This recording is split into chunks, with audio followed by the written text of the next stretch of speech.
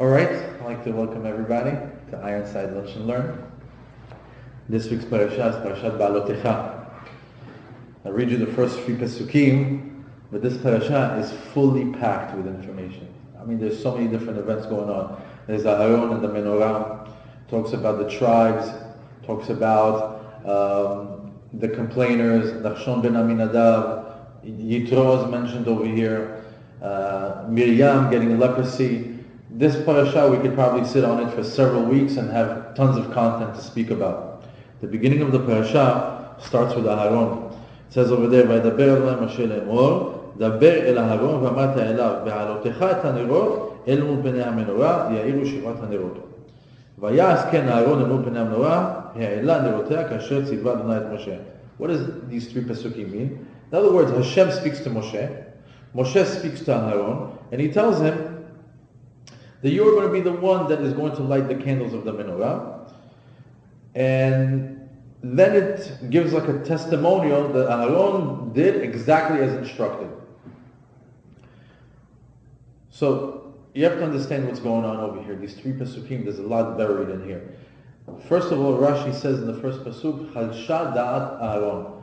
Aharon's state, he became a little bit weakened because he says, everybody got a job. All the Kohanim, all the Leviim, all the Karbanot were brought. There's practically nothing left for me. He didn't understand why all of a sudden he has like no role. He has nothing left to do. So basically Hashem is telling him, well, we saved the best for last. One of the loftiest jobs that you can get in the Mishkan or in Bet HaMikdash is to light the menorah. And who got that honor? Aharon. Now,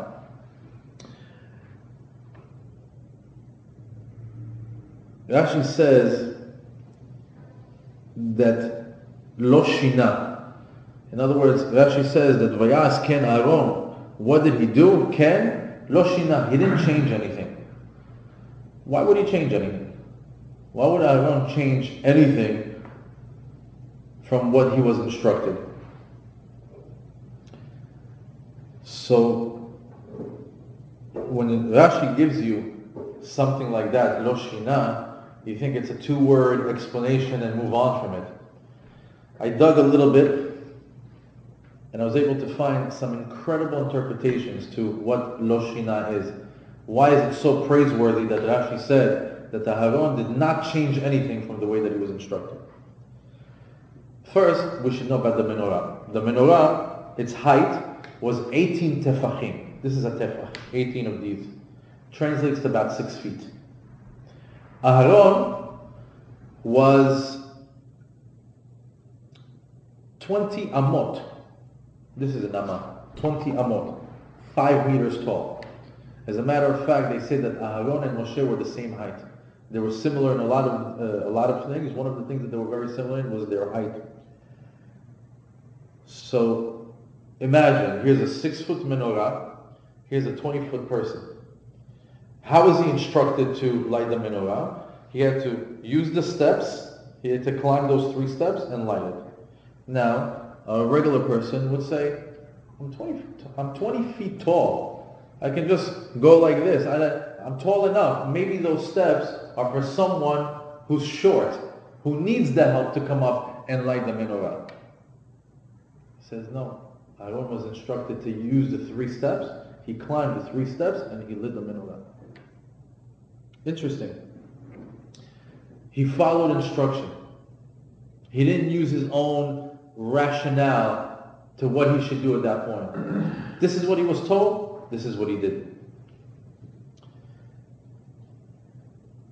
Lo shina, another explanation is that you could imagine the fervor of Aharon getting the most loftiest job of all to light the menorah. Can you imagine that first day? How he walks up that steps, the kavanot, he's right there and he's lighting it. You can imagine, it's like it's exciting. And he did that job for 39 years every day. 39 years every day he lit the candle. Every day he lit the candle. Every day he lit the menorah. And he says, Lo shina, his fervor, his excitement never changed. On that 38th year and 256 days, He lit it just like the first day. Lo shina. You know, the fact that he didn't change his attitude and also didn't change his rationale of thinking of, I should do it this way, I should do it that way. After so many years of doing the exact same thing, sometimes people want to change. They say, oh, let me prove what's going on over here. He didn't. For all that time, he kept it the way that it was supposed to be. And it's a lesson to all, especially when it comes to Judaism. When it comes to following instruction, the law is the law, the halacha is the halacha. Not after you do something for 10 years, you start to say, you know what, but I learned something. Because what happens is, sometimes you learn the halacha. Then you go to the Gemara and you see how they got there. And then you go and maybe go to another maaseh and you see that you got another piece of information. And what happens is you start to rationalize. You start to say, well, according to the Gemara, it says over there that, like for example, there are certain opinions about prayer. Some say that the prayer counts only when you do nets. There's an alternate opinion that, you can pray up until a certain time, 9:15. And then there's another rabbi that holds that you can pray up until 10:15. And then there's another rabbi that holds that you can do it all day long. So as you're discovering these different opinions, you start rationalizing with yourself. Oh, let me sleep in. I'll go according to the opinion of the Gra, of the Gaon from Vilna. Oh, you know what? Let me go according to the opinion of the Rambam. All of a sudden, you start rationalizing with yourself. So what we learn here from Aharon, don't do that. Don't do that. What you learn, what you're instructed, that's the way to do. There are certain opinions and certain things that we use for learning, but not for you to get out of it. And Aharon was on such a high spiritual level, he could have changed things, and he didn't for 39 years. Last interpretation about Lo Shina, that didn't change, he says that you can see that Aharon was very high status in society. Kohen Gadol, lighting the menorah. You could change your feeling inside.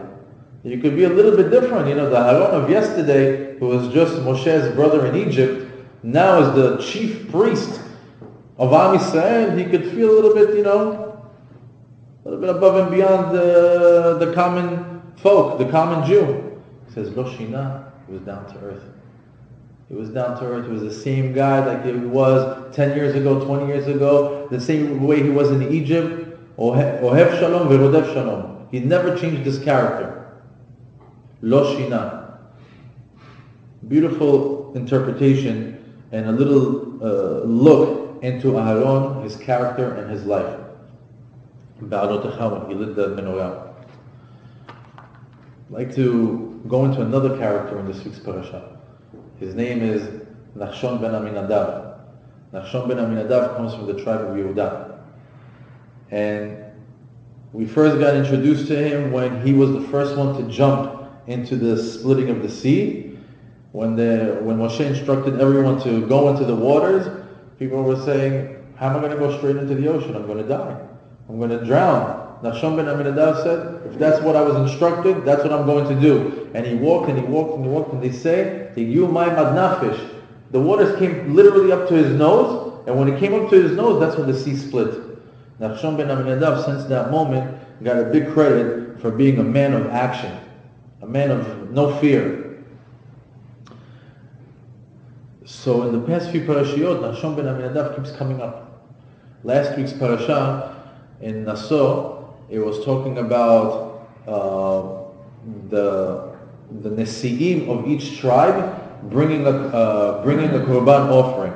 And each Nasi brought a silver bowl, a silver laden, a golden spoon. It says, Par, Ayil, Keves, Par Echad, Ayil Echad, Keves Echad, Se'ezim Lachatat. If you remember, it was repetitive. Bakar Shetayim, Erim Chamisha, Tudim Chamisha, Kevasim Ben Eshana Chamisha, was like repetitive. But he was the first one to get mentioned. So again, we said, okay, you know what? Because he was the first one to jump into the water, he got the honor to be the first one. Nachshon ben Aminadav. Not only that, over there it says, to each tribe it was Nasi Zevulun, and that was the name. Nasi Naphtali, that was the name. When it came to Shevet Yehuda, it didn't use the word Nasi. It just said, and to Shevet Yehuda, Nachshon ben Aminadav, without that title Nasi. Why? How come he stood out completely from the other 11 Nasi'im? It's because he was a man of action and he didn't need the title. He didn't need a Nasi to be somebody. He was already somebody. Nachshon ben Aminadav was already somebody without the word Nasi in front of him. He didn't need those CEO, VP, Commander-in-Chief. He didn't need those titles in front of his name to be somebody. He was Nachshon ben Aminadav. Now, something that is very interesting, Nachshon ben Aminadav also came up again first. You know, his name comes up over and over again, the first. And on the last time that it came up, it was a special order. It was Nachshon ben Aminadav. Then we had another Nasi from the tribe of Yisachar, which is known to be the Torah Jew, the yeshiva boy. And then after that was the rest of the Shevatim. So the question goes, why again does Nachshon ben Aminadav come up? Shouldn't Yisachar be first? I mean, should we give respect to the Torah scholar? Or shouldn't be Reuven, the Nasi of Reuven, be first since he's the firstborn? How come all of a sudden, we can understand it when it's mentioned once, when it's mentioned twice. Why now it keeps going? Nachshon ben Aminadav was also on this particular thing when it came to the offering of the korbanot. And the answer to that, the reason why Nachshon ben Aminadav came even before Yisachar, which is the one that represents the Torah learner, is because Nachshon ben Aminadav had Mesirut Nefesh. Mesirut Nefesh in English means self-sacrifice. When he jumped in, he did it, whatever happens, happens.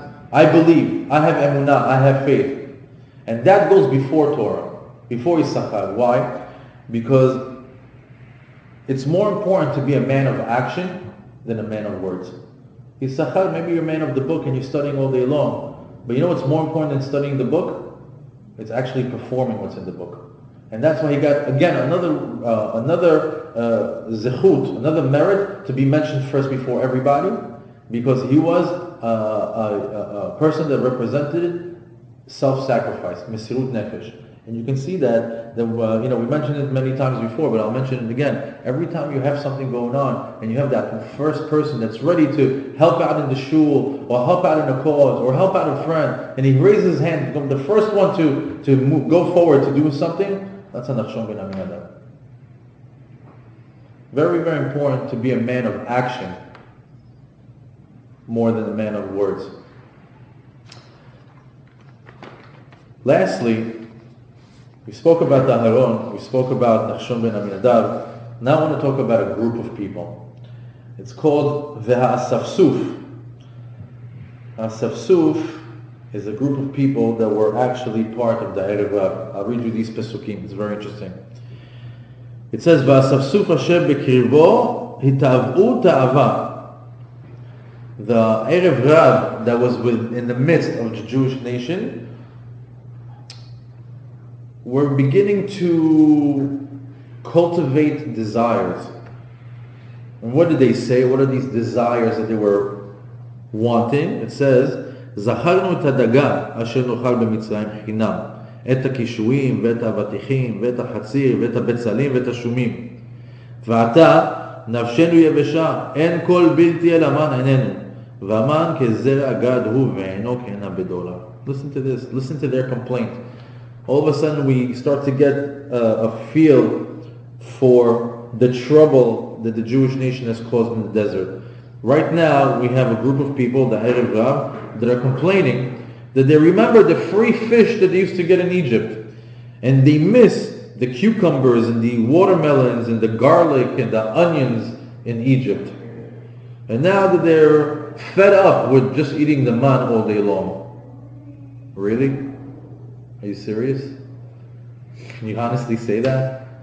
Manna, heavenly food from the heavens that can taste like anything. You're missing onion and garlic and watermelon from Egypt. That's what's irking you right now? So they begin to complain.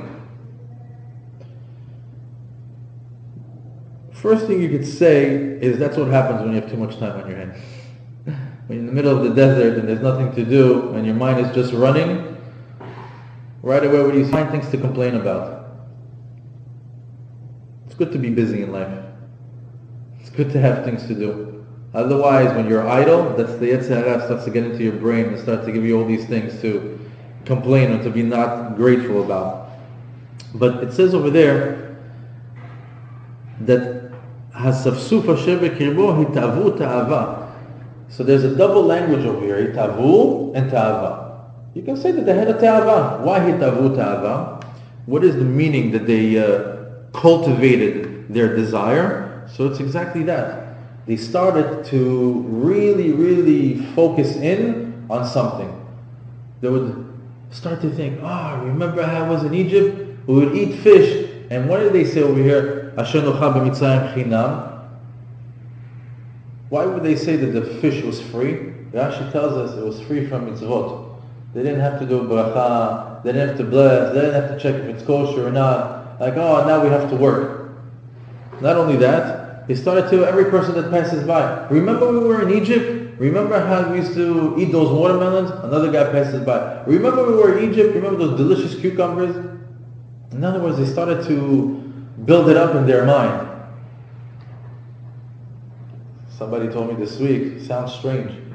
It's like a Jew that was in the Holocaust says, hey, remember that burnt bread in the concentration camp? You miss it? It's like almost doesn't make sense. You're a free man, you're eating heavenly food. How can you complain about these things?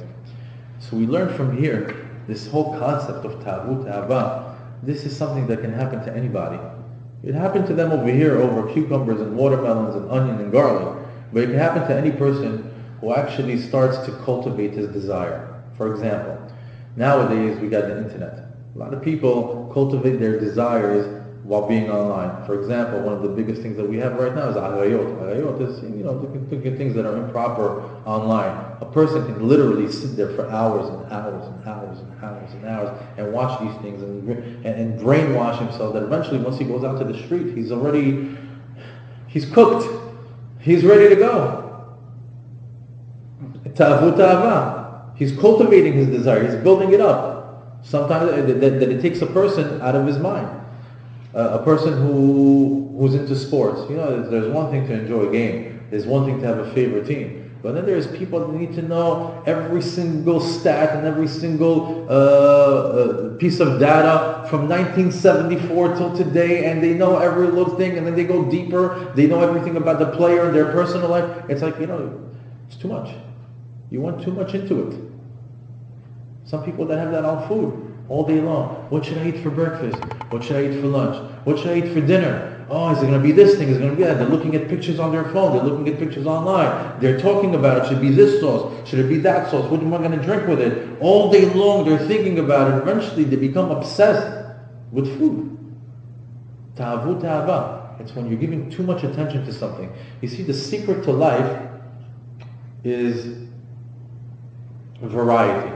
Variety is the spice of life. A little bit of this, a little bit of that, a little bit of everything, you get more of a well-rounded experience. The minute you zoom in on something and it becomes a ta'ava for it, whether it's cars, whether it's food, whether it's women, whether it's money, you go wrong.